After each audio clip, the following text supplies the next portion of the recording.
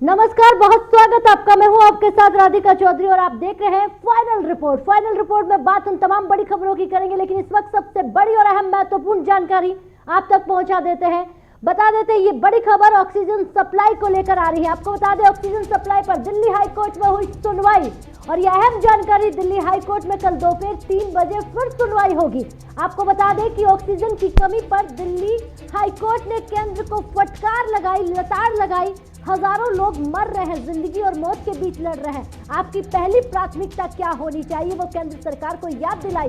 Oxygen supply पर Delhi high court में सुनवाई हुई और कल फिर 3 बजे सुनवाई होने वाली। आपको बता दें कल दोपहर 3 बजे एक बार फिर से हाई कोर्ट की तरफ से सुनवाई होगी और तमाम वो बातें सामने आएगी, क्योंकि हजारों लोग मर रहे हैं। आपकी प्राथमिकता स्टील प्लांट को ऑक्सीजन देना नहीं है। जो जिंदगियां मर रही हैं, जो तमाम जाने जा रही हैं, उन्हें सबसे पहले अस्पतालों में ऑक्सीजन सप्लाई करने की जिम्मेदारी बनती है। आप तमाम वो बड़े वादे करते हैं, तमाम वो चीजें कहते हैं, लेकिन वही तो आपको बता दें हाई कोर्ट ने सुनवाई करते हुए फटकार लगाई है केंद्र सरकार को।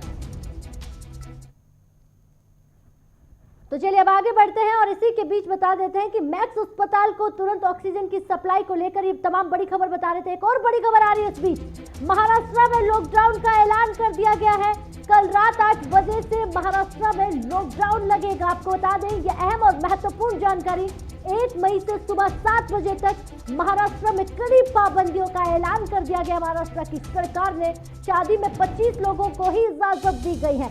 महाराष्ट्र में लॉकडाउन को लेकर यह महत्वपूर्ण जानकारी, महाराष्ट्र की सरकार ने कल 8 बजे से महाराष्ट्र में लॉकडाउन का ऐलान कर दिया गया है, यानी कि 1 मई से सुबह 7 बजे तक महाराष्ट्र में कड़ी पाबंदियां रहेगी। वहीं शादी समारोह में 25 लोग ही शामिल हो सकते हैं, इससे ज्यादा नहीं। तो आपको बता देते हैं नई गाइडलाइंस के मुताबिक क्या कुछ है, ग्राफिक्स के जरिए समझिएगा।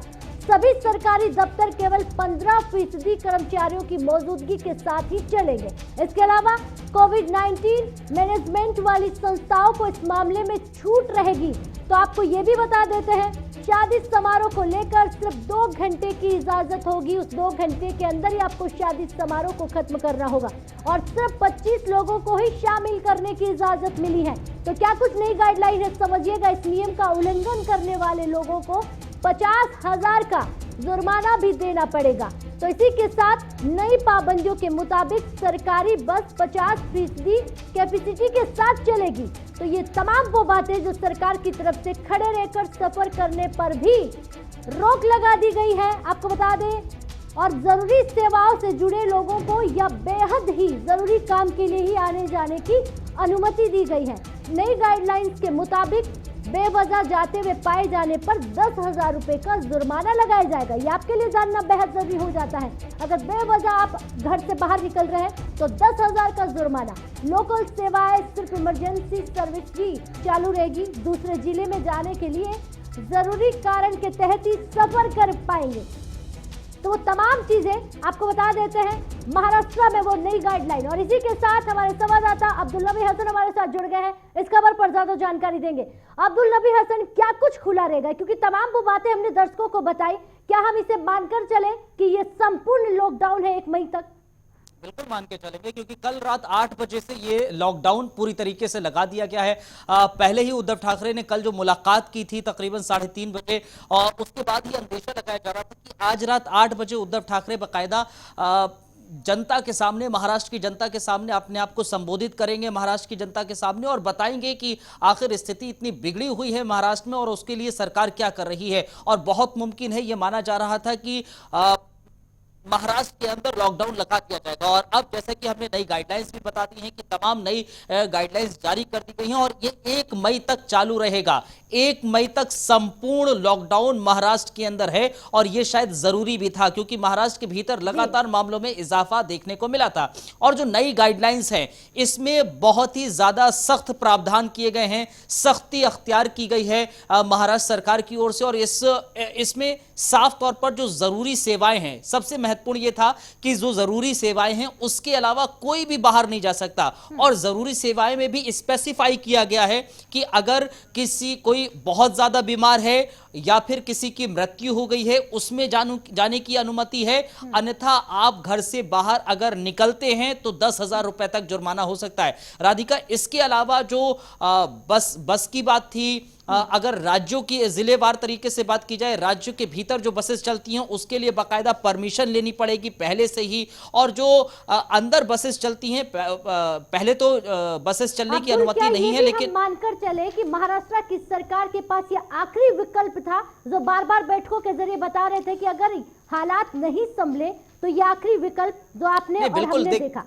देखिए, प्रधानमंत्री नरेंद्र मोदी ने भी कल यही कहा था कि आखिरी विकल्प के तौर पर आप लॉकडाउन को इस्तेमाल कीजिए, और शायद महाराष्ट्र सरकार के पास ये आखिरी ही विकल्प था, क्योंकि तमाम सख्तियां अख्तियार की गई थी और अभी ब्रेक द चेन बाकायदा की गई हुई है महाराष्ट्र सरकार की ओर से 16 तारीख तक की गई थी। विकल्प समझिएगा, क्योंकि अगर हालात ऐसे रहे तो देश को भी इस लॉकडाउन से नहीं बचा पाएंगे। बहुत बहुत शुक्रिया तमाम जानकारी देने के लिए। और अब आगे बढ़ेंगे। भारत में कोरोना वायरस की दूसरी लहर जारी है और हर दिन कोविड-19 के नए रिकॉर्ड सामने आ रहे हैं। इस कारण कई राज्यों में ऑक्सीजन की किल्लत देखने को मिल रही है और इस बीच नासिक से जाकिर हुसैन अस्पताल में ऑक्सीजन टैंक लीक हो गया, जिसमें 20 से भी ज्यादा मरीजों की मौत हो गई है। जरा इस रिपोर्ट को देखिए।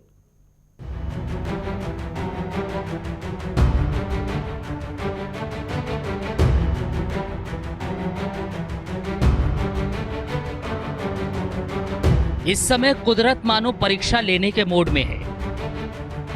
हर दिन देश नई समस्याओं से जूझ रहा है।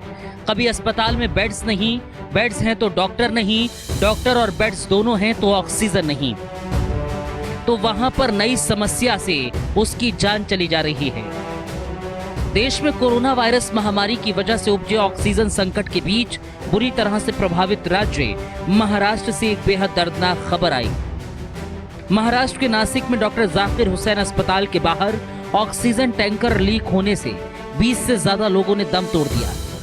पेट्रोल 22 है, वो इस अस्पताल में जो टांकी बिठाई गई थी उस टांकी का कॉक डैमेज होने की वजह से सवेरे प्रेशर नीचे आ गया। इस वजह से इन्वेजिव वेंटिलेटर पे जितने भी लोग थे उनको ऑक्सीजन टाइम पे मिला नहीं। 22 लोगों की मौत हो चुकी है। वो टांकी इमीडिएटली एक आधे घंटे के अंदर भी शुरू हो गई। वो अभी उसी टांकी से सप्लाई हो रहा है, लेकिन इस दौरान जो प्रेशर कम हुआ उस वजह से यह हादसा हुआ है। लीकेज के कारण अस्पताल में 30 मिनट तक ऑक्सीजन की सप्लाई बाधित रही। इसके कारण वेंटिलेटर पर रखे गए 20 से ज्यादा मरीजों की मौत हो गई। अभी कई लोगों की हालत गंभीर बनी है। फायर ब्रिगेड ने ऑक्सीजन लीकेज पर काबू पाया है।